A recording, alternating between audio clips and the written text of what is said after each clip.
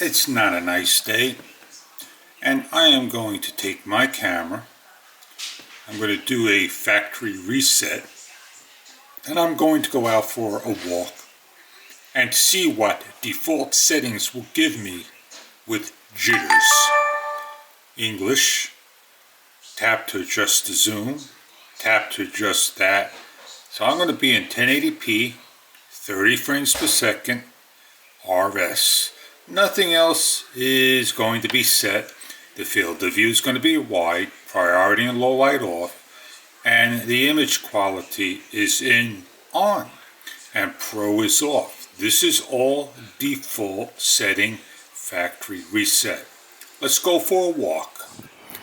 The sun is not out, it's cloudy, and maybe the next couple of days I'll do that walk. But what I am going to do now is I'm going to change my 1080p to 4K. The sun is not out, it's cloudy, and maybe the next couple of days I'll do that walk. But what I am going to do now is I'm going to change my 1080p to 4K. So there I am, 4K 16:9, Rocksteady, everything else default. In the same walk and the camera came on, and I am a little shaky. So what I'm going to go do now is end my talk. Okay, repeating the same walk and the camera came on, and I am a little shaky.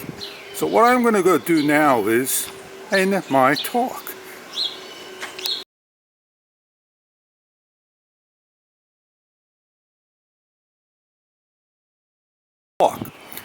The sun is not out, it's cloudy, and maybe the next couple of days I'll do that walk.